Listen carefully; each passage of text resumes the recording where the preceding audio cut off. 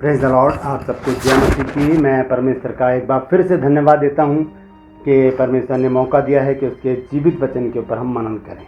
Hallelujah. और आज एक और बहुत अच्छा सा टॉपिक है मेरे पास। आज हम एक ऐसे दुश्मन के बारे में बात करेंगे जो पूरे संसार का दुश्मन है, मानव जाति का दुश्मन है, ख़ास तौर से मसीहों का दुश्मन है। और वो बैरी है, वो दुश्मन है, वो शत्रु है। उसका नाम है शैतान। आज इसके बारे में मैं बात करूंगा आपसे और कुछ खास बातें आपके साथ शेयर करूंगा। आप नोट कर लीजिएगा, बहुत महत्वपूर्ण जानकारी है ये। तो ध्यान से सुनिएगा कि किस प्रकार से शैतान हमारे जीवन में काम करता है और हम कैसे उससे बच सकते हैं। ये सारी बातें मैं आज करूंगा।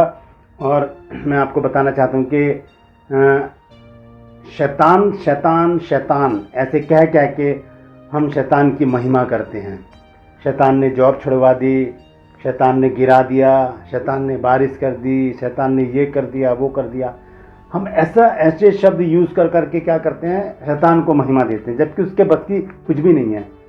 वो तो हारा हुआ है, उसे प्रभु यीशु मसीह ने हरा दिया है ना।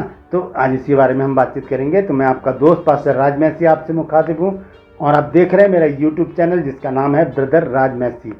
मैं आपसे गुजारिश करता हूं कि मेरे चैनल को सब्सक्राइब करें। यदि आप पहले से ही सब्सक्राइबर हैं तो मैं आपका हृदय से धन्यवाद दूँ, लेकिन बेल आइकन को ज़रूर दबाइएगा यदि आज आपने मेरे चैनल को सब्सक्राइब किया है तो, ताकि नया वीडियो आपके पास बिना व्यवधान के पहुँच सके। मेरे वीडियोज़ को लाइक कीजिए, शेयर ज़रूर कीजिए, ताकि बहुत से लोगों तक ये प्रभु की सच्ची शिक्षा पहुँच सके। मैं धन्यवादी हूँ आप सबका कि आपने मुझे बहुत प्यार दिया है, आपने मुझे बहुत आदर दिया है। आप लोग बहुत रेगुलर मैसेजेस कर रहे हैं मेरे को और बहुत ज़्यादा मेरे वीडियोस को शेयर भी कर रहे हैं। मैं इसके लिए आपका हृदय से धन्यवादी हूँ और प्रभु से प्रार्थना करता हूँ कि परमेश्वर आप सबको बहुत आशीष दे, आपकी सारी कमी घटियों को दूर करे, ज़रूरतों को पूरा करें। हालेलुया। तो आइए एक छोटी सी प्रार्थना करके फिर हम शुरू करते हैं आज के वचन को।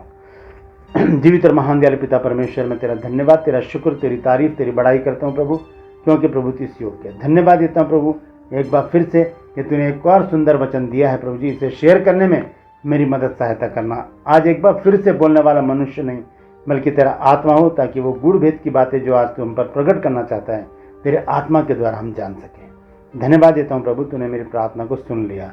प्रभु यीशु के नाम से मांगते हैं, आमीन। हालेलुया। तो आइए बात करते हैं हम उस दुश्मन के बारे में जो हम सबका एक ही दुश्मन है। देखिए, हमारी लड़ाई मनुष्यों से नहीं है, क्योंकि इफिसियों 6:10 से अगर हम आगे पढ़ें तो वहाँ लिखा है कि हमारा ये मल्ल युद्ध का मतलब होता है कुश्ती। हमारा ये मल्ल युद्ध लहू और मांस से नहीं है। लहू और मांस मतलब मनुष्यों से नहीं है। हमारा ये मल्ल युद्ध है शैतान की आत्मिक सेनाओं से जो आकाश में है। ठीक है। तो हम करते क्या हैं कि हम शैतान को ज़्यादा अहमियत देते हैं अपने जीवन में। जरा सा भी कोई नुकसान हो जाता है तो तुरंत हम शैतान के ऊपर इल्ज़ाम लगाते हैं, शैतान ने ये कर दिया, शैतान ने वो कर दिया, शैतान ने ये कर दिया। लेकिन मैं आज आपको बताना चाहता हूँ, अगर आप बपतिस्मा ले चुके हैं, अगर आपने बपतिस्मा ले लिया है तो शैतान आपको छू नहीं सकता। आइए उस वचन को देखेंगे, उसके बाद आगे चलेंगे। पहला यूहन्ना 5 अध्याय और उसका 18 पद मैं पढ़ूंगा। यहाँ पर क्या लिखा है, पहला यूहन्ना 5 अध्याय और उसका 18 पद।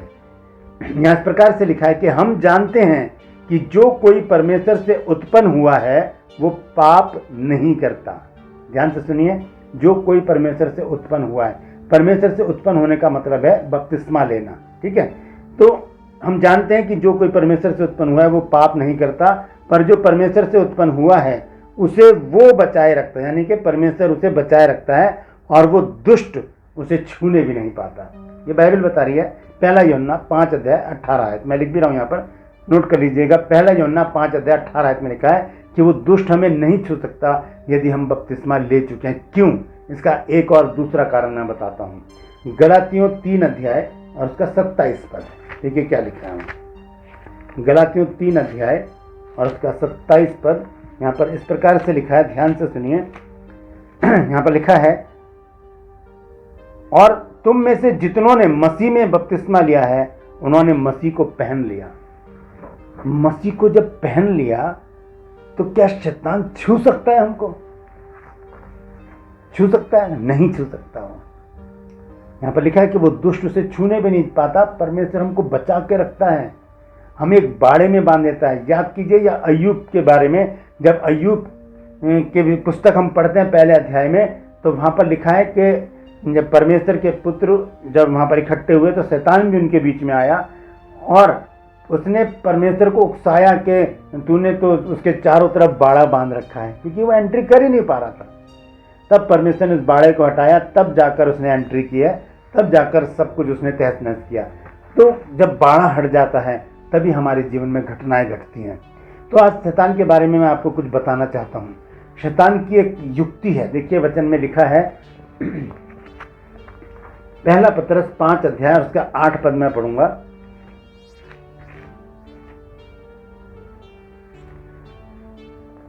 यहां पर इस प्रकार से लिखा है, सचेत हो और जागते रहो, क्योंकि तुम्हारा विरोधी शैतान गर्जने वाले सिंह की नाई इस खोज में रहता है कि किसको फाड़ खाए।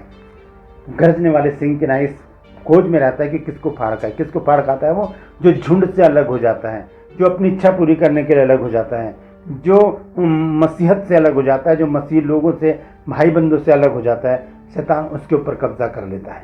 देखिए इफिसियों में लिखा है कि सारे हथियार बांध लो। आइए उस वचन को देखते हैं, फिर उसके बाद मैं आपको कुछ बातें समझाऊंगा, आप उसको जरूर नोट कीजिएगा। इफिसियों 6 अध्याय और उसके 10 पद से मैं पढ़ूंगा। यहाँ पर क्या लिखा है?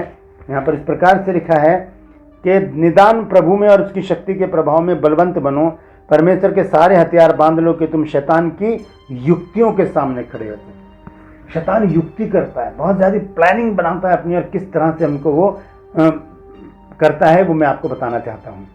देखिए वचन में अभी हमने पढ़ा है कि शैतान हमें छू नहीं सकता, नहीं छू सकता, तो फिर वो कैसे हमारे जीवन में काम करता है मैं बताता हूँ आपको। वो हमारे सामने खड़ा हो जाएगा और सामने खड़ा होकर हमें उकसाएगा। वो देखिए शैतान का एक ही काम है, उकसाना। ठीक है, उकसाना। हम देखते हैं उत्पत्ति 3 अध्याय में, जब वो अदन की वाटिका में एंट्री करता है तो उसने हव्वा को उकसाया। उसने कहा कि तुम नहीं मरोगे। उसने बड़ी चालाकी से उस पेड़ को जान लिया कि इस कौन सा पेड़ है वो जिसका फल खाने के लिए परमेश्वर ने मना किया है। स्त्री ने कहा हम सारे पेड़ों के फल खा सकते हैं, लेकिन ये जो बीच में लगा है इसका खाने के लिए मना किया। बस उसको वो चीज़ मिल गई, उसको पता चल गया इस बात का। तब उसने उस पेड़ में से फल तोड़कर खाकर उसे दिखाया। आइए देखेंगे क्या लिखा है वहाँ पर, उत्पत्ति 3 अध्याय और उसका 6 पद। बहुत महत्वपूर्ण बात है ये। यहाँ पर इस प्रकार से लिखा है 6 पद में, सो जब स्त्री ने देखा, वो देख रही है कि उस वृक्ष का फल खाने में अच्छा है। अभी तो उसने खाया भी नहीं है, अभी उसने तोड़ा भी नहीं है, सिर्फ देख रही है। इसका मतलब क्या है? शैतान उस फल को खाकर उसको दिखा रहा है, उससे उकसा रहा है। जब स्त्री ने देखा कि उस वृक्ष का फल खाने में अच्छा और देखने में मनभाऊ और बुद्धि देने के लिए चाहने योग्य है, तब उसने उसमें से तोड़कर खाया और अपने पति को भी दिया और उसने भी खाया। यहाँ पर उकसा दिया शैतान ने, है ना। शैतान इसी तरह हमारे सामने खड़ा होकर उकसाता है। उसने परमेश्वर को उकसाया अय्यूब के विषय में, है ना, कि वो तो लालच में तेरा भय मानता है। फिर उसने यीशु मसीह को उकसाया कि तू कंगूरे पे लेकर गया कि यहाँ से अपने आप को गिरा दे, देख स्वर्गदूत तेरे को उठाते हैं कि नहीं, इन पत्थरों से कह दे रोटी बन जाए, है ना। ये इस तरह से उसने यीशु मसीह को उकसाया। मत्ती 4 अध्याय में हम पढ़ लेते हैं जल्दी से। यहाँ लिखा है, तब उस समय आत्मा यीशु को जंगल में ले गया ताकि इब्लीस से उसकी परीक्षा हो। वह 40 दिन और 40 रात नहीं रहा। अंत में उसे भूख लगी। तब परखने वाले ने आकर उससे कहा, यदि तू परमेश्वर का पुत्र है तो कह दे ये पत्थर रोटी बन जाए। इसे कहते हैं उकसाना। उकसा रहा है ये शैतान। आपको भी उकसा सकता है, आपके सामने खड़ा हो जाएगा, कभी आपकी बहू बनकर, कभी आपकी सास बनकर, कभी आपका दोस्त बनकर, कभी आपका कुछ बनकर, कभी आपका कुछ बनकर आपके सामने खड़ा हो जाएगा और आपके साथ ऐसी हरकतें करेगा कि आप गुस्से में बढ़ते चले जाएंगे और आखिर में मुंह से बोल ही पड़ेंगे कुछ जो शैतान चाहता है कि आप बोले मुंह से कुछ, आपके मुंह से गलत शब्द निकले, आपके मुंह से गाली निकले, आपके मुंह से श्राप निकले, आपके मुंह से लानतें निकलें। वो चाहता है शैतान इसलिए वो सामने खड़ा होकर हमें उकसाता है। एक शैतान यही चाहता है कि बपतिस्मा लेने के बाद हम गालियां दें, हम कोसें, अपशब्द निकालें मुंह से, बस वहीं पर ही अगर हमारे मुंह से कुछ निकल गया वहीं पर ही शैतान की जीत होगी।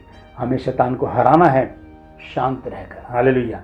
आपको पता है मूसा ने लोगों से कहा कि खड़े खड़े वो उद्धार का काम देखो, खड़े खड़े वो उद्धार का काम देखो। निर्गमन 14 की 13 आयत में लिखा है कि खड़े खड़े वो उद्धार का काम देखो जो यहोवा आज तुम्हारे लिए करेगा। जिन मिस्रियों को आज तुम देखते हो उन्हें फिर कभी ना देखने पाओगे, क्योंकि यहोवा आप तुम्हारे लिए लड़ेगा, इसलिए तुम चुप रहो। हालेलुया। एक चुप 100 को हरा देती है दोस्तों।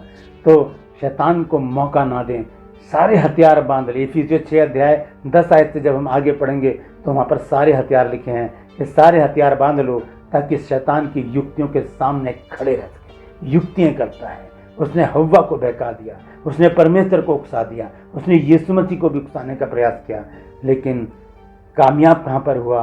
वो यहूदा इस्करियोती के अंदर घुसकर कामयाब हुआ।